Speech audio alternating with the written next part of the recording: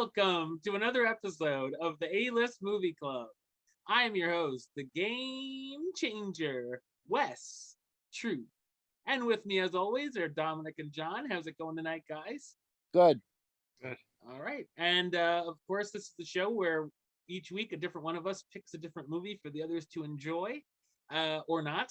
And, and this time, we thought we'd do something every once in a while. We'd do a random Dollar Tree pick because you find some questionable DVDs and Blu-rays. Sometimes it's Dollar Tree. This one actually had actors we know in it. Robert De Niro and John Travolta. And that is the 2013 film Killing Season. As you see, John is being Vanna White right now. All right. And the synopsis for this film is two veterans of the Bosnian War, one American, one Serbian, find their unlikely friendship tested when one of them reveals their true intentions. And the movie is directed by Mark Steven Johnson, who gave us the hits Daredevil and Ghost Rider. Very early Marvel, pre-MCU. Yeah, that's a great resume. Should never direct again. and When in Rome as well, Kristen Bell. Oh, he should be taken out back and shot. All right, so yeah, you go ahead and tell us what you thought, Dominic. I liked it. I thought it was all right. I thought it was kind of what I liked about it. I thought it wasn't a great story.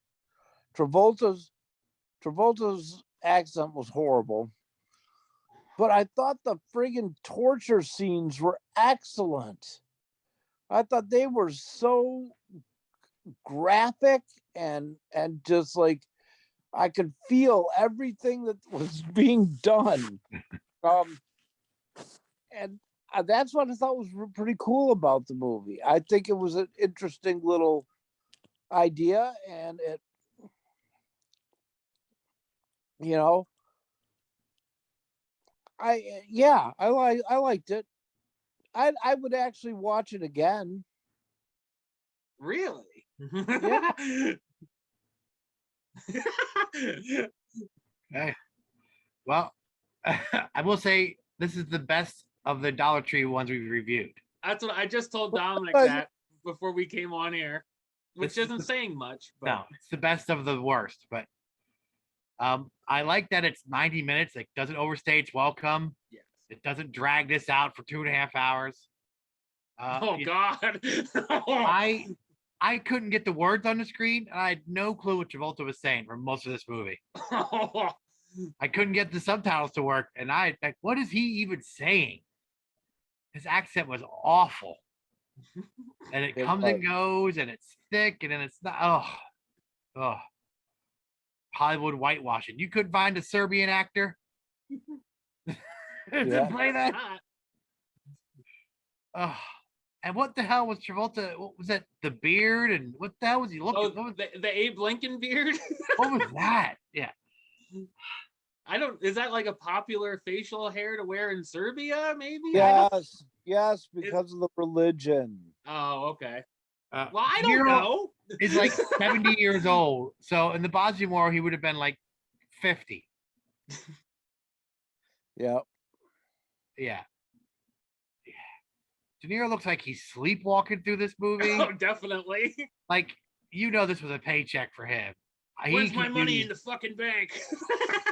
He can do better. Mm-hmm. Way better. He's a great actor. We've reviewed a lot of De Niro on this show, in fact, lately. Yeah. I think we've done like 3 or 4. Godfather. Yeah. Godfather. Well, Copland. Yeah, Copland. And Goodfellas. He was better in the 10 minutes of Copland than he was in the hour and a half of this. Yeah, Travolta took me out of it. Like, I couldn't get into it because he was so bad. It's almost like he was in a comedy and Robert De Niro was in a drama. Yeah.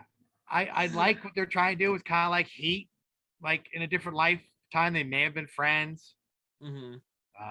I don't get, it's called Killing Season and no one gets killed. Spoiler. Sure. Sorry. This movie's like 10 years old, all right? If you haven't seen it by now. And Travolta is like so anxious to kill this guy. Like, I waited 18 years. And then he never friggin' kills him. He said, how many chances to kill him? And he doesn't. I want to toy with you first. He hangs him by his calf. He could have killed him then. No. Oh no, he wants to torture him. Yeah. He wants the sport of them two like hunting each other. Mhm. Travolta playing the loner, curmudgeon-y old guy who doesn't bother with his family and lives alone. Such a cliche. 5 seconds of Milo Ventimiglia. Yeah. Yeah, this cast is like 4 people. Like nobody in this And movie. 2 of them aren't in it for No. most of the movie. Yeah. They had a good movie in there somewhere. Yeah. And if these actors gave a damn, then maybe. But yeah, it wasn't horrible, but it sure as hell wasn't good. Yeah. Wes? I'll agree more with John on this one. Travolta's accent, to me, it sounded like Borat at times. It made me think of that. Very nice. I was just way over the top. And then I said he had an interesting beard and hair out of a can, just for men. De Niro tried that Southern accent too, and that just came and went. Where I'm like, what? Like 1 minute he sounds like he's reading off the Goodfellas script, and the next he sounds like Colonel Sanders. I thought a lot of that action relied too much on the shaky cam, like to sort of hide that it was like stunt doubles. Oh yeah, because they're like 70-year-old men doing these Robert De Niro swimming down a stream through rapids. Which we laugh because we're like, hey, they never showed how he got out of there. They show him like on the rock, and then he's walking through the woods, and we're like, what happened? And he looks dry. Yeah. I thought the war in the woods can be fun and funny at times. Maybe not intentionally so. And like you said, John, it's a pretty good premise, I think, but it just didn't play out the way that it could have, I think. The torturing scenes are okay. It reminded me a little bit of Saw at times. Any time when there's torturing, it's going to remind me of Saw, I think. There's some like cringeworthy stuff there in a decent way. Not the chemistry between the 2 actors was okay in the beginning. Like it was like, okay, it's sort of them playing off of each other. And that neither one were really the good guy. Like Robert De Niro did some shady stuff too. But I didn't think it was really any tension or suspense. Like you said, lots of cliches. There were unneeded religious overtones. Like when they showed like the cross, I'm like, what? This is not a religious movie. The whole time, Travolta's like, I want you to confess your sins. Like, what the hell? Yeah, it just felt, it's like, what is this, a Pure Flix film now? I thought some of that could be lame. And when he randomly would go on, Travolta's character would randomly go into these monologues that just went on too long. I'm like, enough. I don't know if that was to just stretch it out to 90 minutes or what, but it was, for a rental, it was okay. It could have been better considering who was in it. I can see why it didn't like go to, it wasn't a box office success. But yeah, that's all I've got. For a dollar store Echo Bridge movie. Yeah, it could be worse. I mean, we've seen worse from the Dollar Tree. Yeah. Warning shot. Oh, Land of the Dead. yeah, whatever that was. Yeah. I think Travolta overacts and De Niro underacts. Yeah, I'll agree. Do we even want trivia? Does anyone give a damn? It's up to you, honestly. I mean, really. Anything funny? It was originally supposed to be Travolta and Nicolas Cage. Oh, I did hear that. Yeah, And the that director it was, was supposed to be John McTiernan.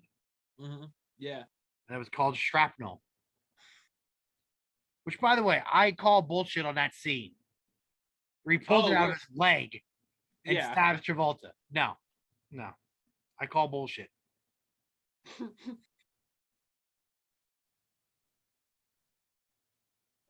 There's not really much trivia. Okay. The stuff that De Niro does is actual stuff, like peeing on his leg. Oh yeah. Help heal the wound. Boiling the water. That making a little fire pit. That's all actual military training like stuff. Survivalist stuff. Yeah. That's it. Let's rate this pig. Let's rate this. I'm gonna knock it down one full number just for Travolta's accent. And his acting. I'm gonna give it a 6. I kind of liked it. Wow. I think you'll be the most generous between the three of us. Only because I'm comparing it to the other dollar store movies, not the other movies that we've done. The other Dollar Tree you're not comparing it to Goodfellas? No. Comparing it to the other 2 Dollar Tree movies we did. Yeah. This is the best. Right. So, and the actors are okay, I guess. These are the people I knew. So, it's probably a 4. And that's grading on a curve. Yeah, I can see that. I'll meet you both in the middle, and I'll give you a 5. That 5 is the highest I could go, even if because I did have some fun with it unintentionally. Yeah. It made me laugh a few times at least. Pick the movie. All right, so our movie for next time, we're going A24 again, and we're going with The Witch.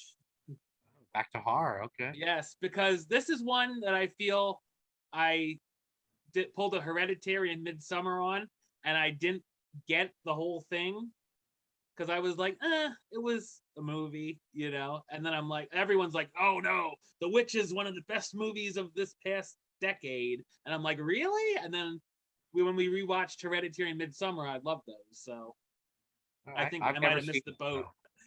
All right, so we'll be back next week with our thoughts on The Witch. John, you want to talk a little bit about the podcast? Sure. We Like Wrestling Podcast. It's a weekly podcast. We discuss any and everything wrestling related, current events, past things. If it's going on in the world of wrestling, we're talking about it.